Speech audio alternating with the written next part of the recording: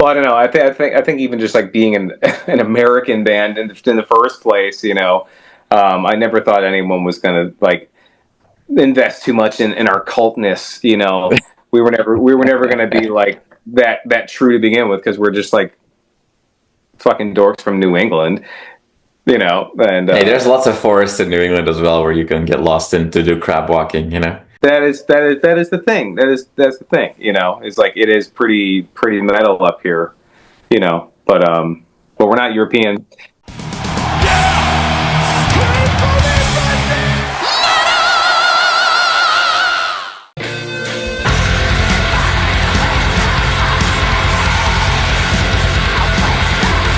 Brendan of Obsidian Tongue, thank you so much for your time today. The release of that fourth album is coming close.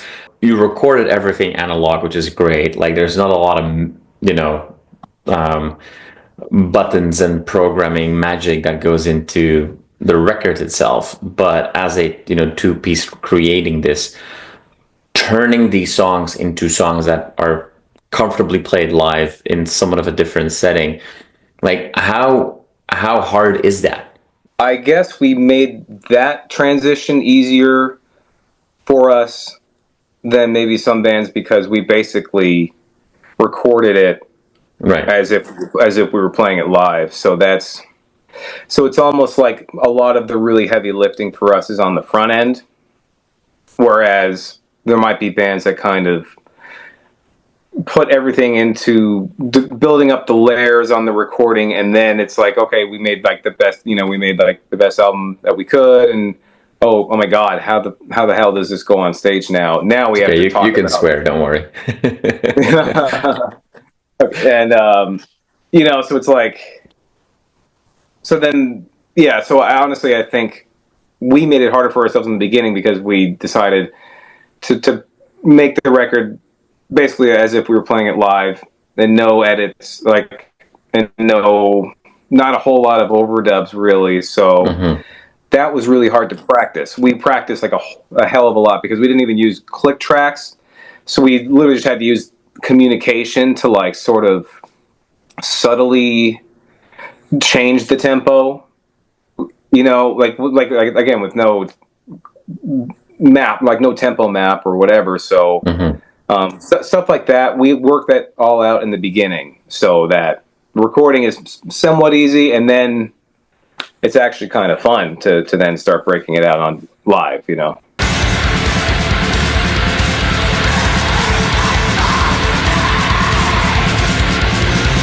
I mean, that early exercise, that has gotten, I'm sure, harder over time as the sound of the band has evolved and has become way more rich. Let's call it. I mean, it's both layered and it's not layered. I mean, there is you've kept that rawness of it, but there are new elements that have come into your into your band. Like, I mean, I know that some people will label you as a progressive black metal band. I don't know if that really covers what you do, or that people might have different expectations when they read that label. But you definitely incorporated other stuff and allow yourselves to be more adventurous.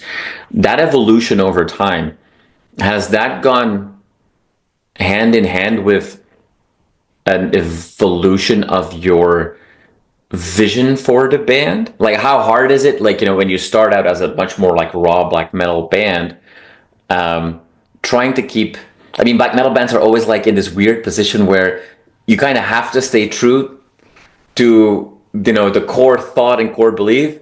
Don't you dare change, but then also at the same time, don't you dare stay the same. You need to change and evolve. Like, how hard is that to balance as like an identity? You said before, the third album is kind of like the identity crisis of a band, and I think we kind of nailed it with Volume 3.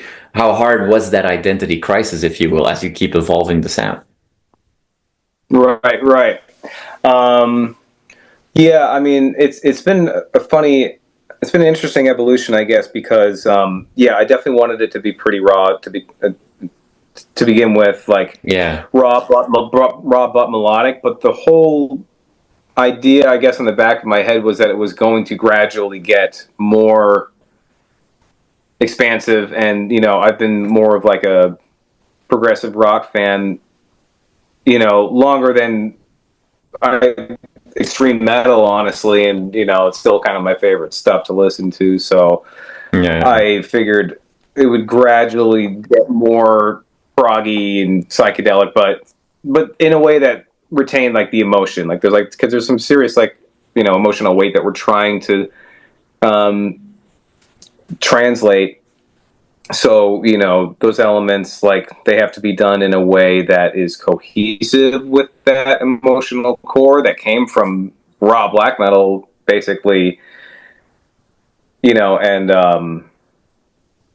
so most of the challenge, I guess, is kind of getting the big ideas in your hands when they start to they're like kind of out there, and you're kind of like a little further away, and you're like, oh, like this is okay. This actually work now to like reach like these higher heights that we have in mind. But there was never really a worry about staying the same because well, I don't know. I think even just like being an American band in the first place, I never thought anyone was gonna like invest too much in our cultness. We were never gonna be like that true to begin with, because we're just like fucking dorks from New England, and hey, there's lots of forests in New England as well where you can get lost in to do crab walking, that is the thing. That's the thing, is like it is pretty metal up here, but we're not European, and we felt pretty free to do whatever we wanted, because I mean we've always had a pretty good fan base, but it's pretty we never like really crossed over to the point where people were like invested in us like staying the same, in the way that like Opeth pissed everyone off when they went full prog, like we've never been anywhere near that, so we feel pretty free to do what we want. So all I really have been doing is chasing the sounds that evolve in my head, and just like bigger, broader ideas of black metal that's melodic but still raw, but also progressive and also really emotional. And it's just kind of letting it happen. So fortunately we haven't been worried about that necessarily.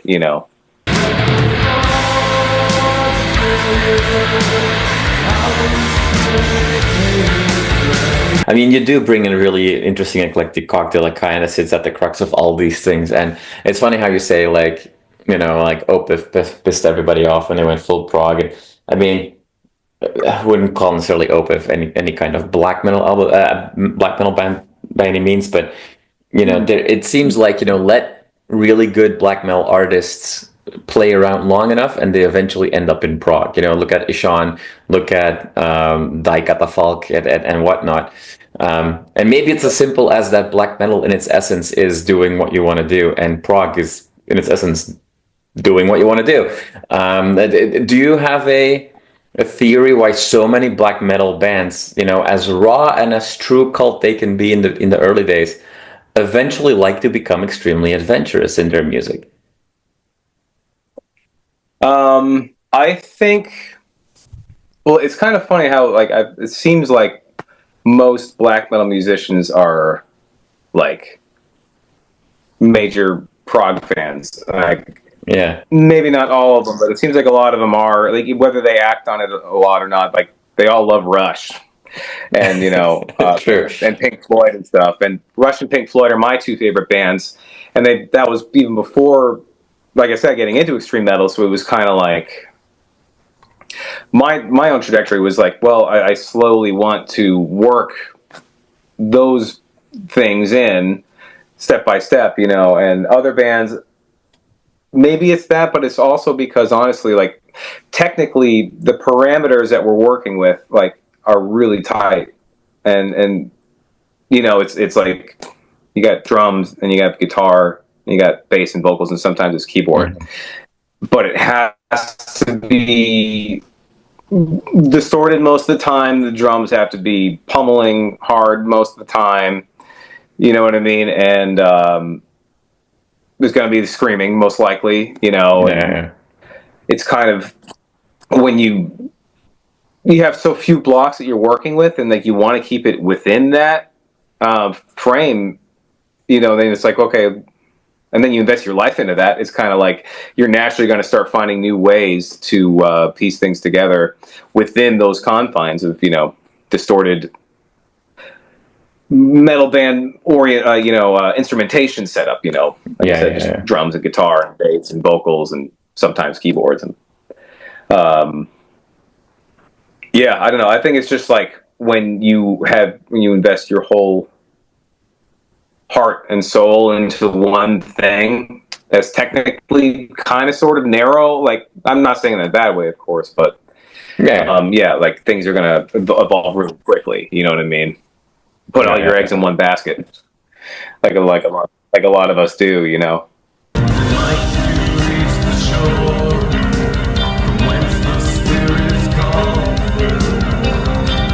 When you are preparing, or as you're preparing for these shows, and kind of like, I'm sure rediscovering in a way your own album again, because again, you didn't write these songs yesterday. Like for me, I think the title track and Snake Skin Tunnel Colony are like two songs that really stand out for me. Cool. Is preparing for these upcoming shows, has that given you an opportunity to kind of look back or look with refreshed eyes or listen with refreshed ears, if you will, to your own album? Like, or are you still too close to it? Like, can you already say like, okay, I really like what we did there? Or is everything still like so new in the big picture that it's hard to do? No, I think we are having a pretty good time. Kind of experiencing these songs again, in a new way by playing them live. I mean, I feel pretty great about it. Like just playing them, and then kind of they're somehow different. They're in the process of tracking and mixing and mastering an album. Like you listen to it so many times, it's just like, how can I ever listen to this again? And we did take a pretty healthy break, I think, and then we started rehearsals, and it's kind of like, it's been nice, I guess. Things are sounding pretty good and new. I mean, like, we're not exhausted on the material anymore. Good. Now, I mean, I obviously hope that, those two songs that I really like, that you'll play those on this tour. I've not had a chance to see you live yet. And you guys are now part of this, let's just flat out call it a golden age for atmospheric black metal. Like, there's been some phenomenal albums in this genre coming out in the last, in the last 10 years, but in the last 5 years, it's just been like insane, like one fantastic album after another. And it's not a regional scene by any means. There's great bands from all over coming out, from you guys to Der Wegheim and Freiheit, or Gerea, and they're all different intensity levels and different ways of going after it, but it's all part of this like beautiful golden era. And in that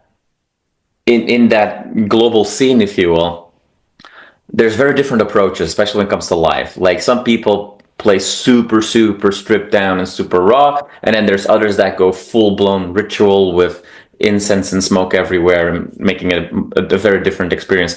So, as not having seen you guys live yet, for people going to your tour in June for the first time, what can we expect?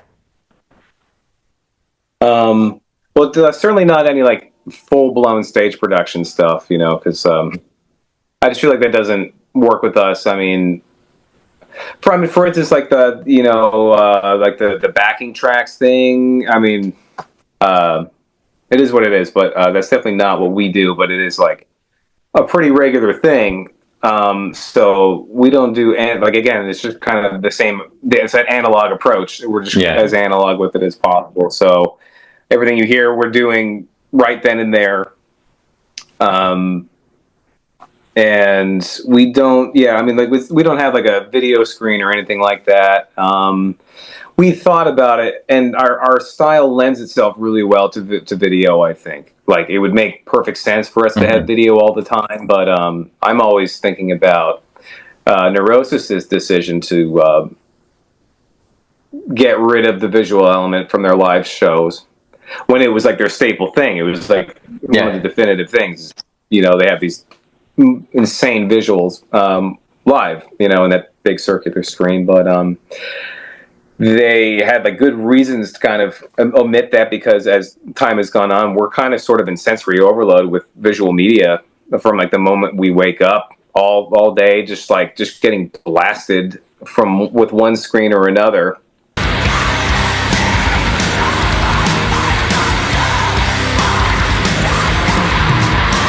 All right, well, Brendan, well, it's great to see that in 2025, this beautiful wave of, or this golden era of atmospheric black metal continues, and that more and more you say like, oh, we might never be true cult because we're not from Europe, but more and more bands from the States are part of this wave, and that's cool to see. You know, underground metal seems to be more alive than ever in the States, and up here in Canada as well. So that's great. I'm super excited for all your fans, the growing fan base, and there will be many more once this album comes out, to discover the album in just a few days, really, as we're talking, to come out. I wish you all the best on this tour, and I'll keep my fingers crossed to see you on a stage very soon. Thank you so much for your time today. I really appreciate it. Absolutely. Thank you for having me. And we love Canada, so hopefully we'll be up in your province sooner than later.